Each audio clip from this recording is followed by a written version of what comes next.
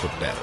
భాస్కరాచార్యుల సమక్షంలో 18 పరగణాలకు చెందిన 714 గోత్రికులైన వైశ్య నాయకులతో సమావేశం జరిగింది. 102 గోత్రికులైన వైశ్య నాయకులు రాజుతో పోరాటానికి సిద్ధపడితే 612 గోత్రికులైన వైశ్య నాయకులు రాజుతో యుద్ధం చేసి గెలవలేమని వాసవిని రాజుకిచ్చి వివాహం చెయ్యమని చెప్పి అక్కడి నుంచి వెళ్లిపోయారు. 102 గోత్రికుల వైశ్య నాయకులతో కుసుమ శ్రేష్ఠి రాజుతో యుద్ధానికి సన్నద్ధమవుతున్నాడు.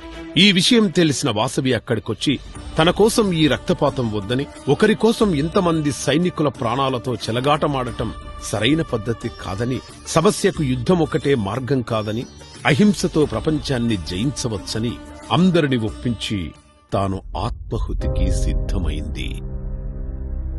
వాసవితో పాటు 102 గోత్రికులు కూడా ఆత్మహుతికి సిద్ధమయ్యారు. అందరూ అగ్నిప్రవేశం చేయనవసరం లేదు, కుటుంబానికి ఒక పుణ్య దంపతులు మాత్రం అగ్నిప్రవేశం చెయ్యాలని చెప్పగానే అందరూ అంగీకరించారు. భాస్కరాచార్యులు గోదావరి తీరంలో 103 అగ్నికుండాలను సిద్ధపరిచారు. వాసవితో పాటు 102 గోత్రికులు తల్లిదండ్రులు అగ్నికుంటాలకు ప్రదక్షిణ చేసి వేదమంత్రాల సాక్షిగా అగ్నిగుండాలలోకి ప్రవేశించి అగ్నికి ఆహుతయ్యారు.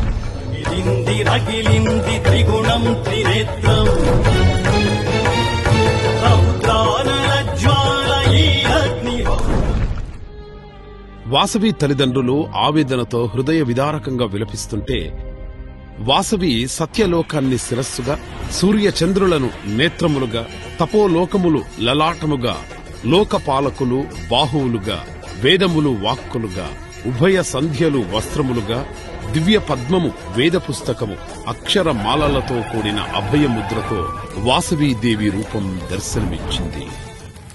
ఈనాటి నుండి నేను మీకు కులదేవతగా ఉండి నిరంతరం మీ పూజలందుకుంటూ మిమ్మల్ని కాపాడుతూ మీ వంశాలకు ఆయురారోగ్య ఐశ్వర్య సిద్ధి కలిగిస్తూ ఉంటాను అని మాట ఇచ్చింది.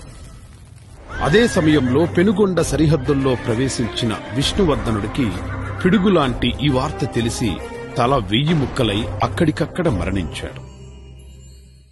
తమ వంశం నాశనం కాకుండా కన్యగా మరణించిన వాసవి కన్యకా పరమేశ్వరిని అందరూ పూజలు చేస్తూ పెనుగొండలో వాసవి కన్యకా పరమేశ్వరి ఆలయాన్ని నిర్మించారు.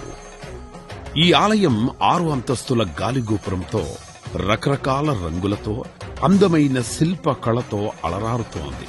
ఇప్పుడు పెనుగొండ వాసవి కన్యకా పరమేశ్వరి దేవాలయం ఆర్యవైశ్యులకు పవిత్ర క్షేత్రం. అలాగే వైశ్యుల కాశీగా ప్రసిద్ధి చెందింది.